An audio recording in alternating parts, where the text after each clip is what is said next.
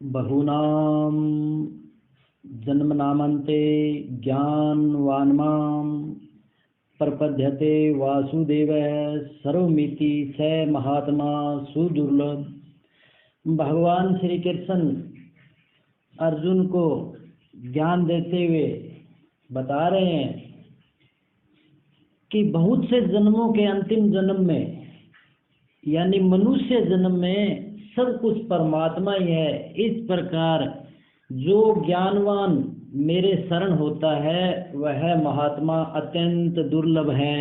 स महात्मान सुदुर्लभ। अब उसको महात्मा मानना है किसको?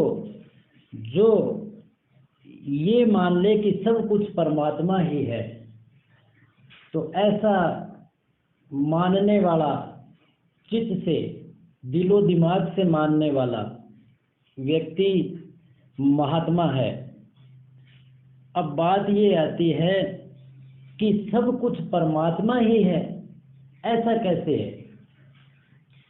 तो इसके लिए हम एक छोटे से उदाहरण के द्वारा समझ सकते हैं कि मछली है जो जल में पैदा होती है और जल में ही रहती है और जल में ही खत्म हो जाती है।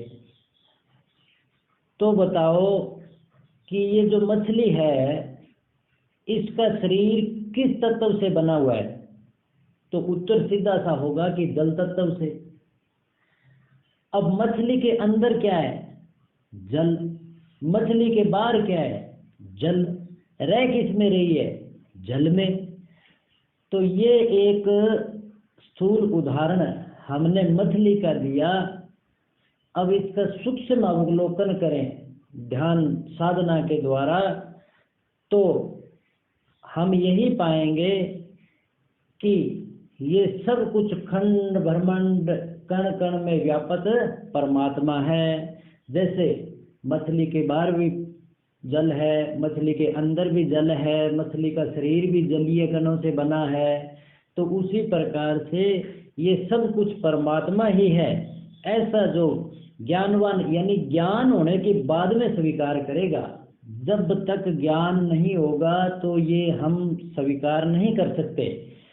तो इसलिए श्रीमद् भगवत गीता एक ऐसी भगवान की दिव्य वाणी है कि जिसको बिल्कुल हम ये समझ सकते हैं और प्रैक्टिकली साइंस के द्वारा भी समझा सकते हैं कि सब कुछ परमात्मा ही है। वो कैसे है? तो ये हमें भगवत गीता ज्ञान यज्ञ है, इसको सुनने के बाद में हमें पूरा पता चलेगा कि परमात्मा कैसे है। जैसे ये मछली का उदाहरण दिया, इस तरह के भगवान श्री कृष्ण अर्जुन को सैकड़ों उदाहरण देते हैं। बोलो कृष्ण चंद्र भगवान की जय।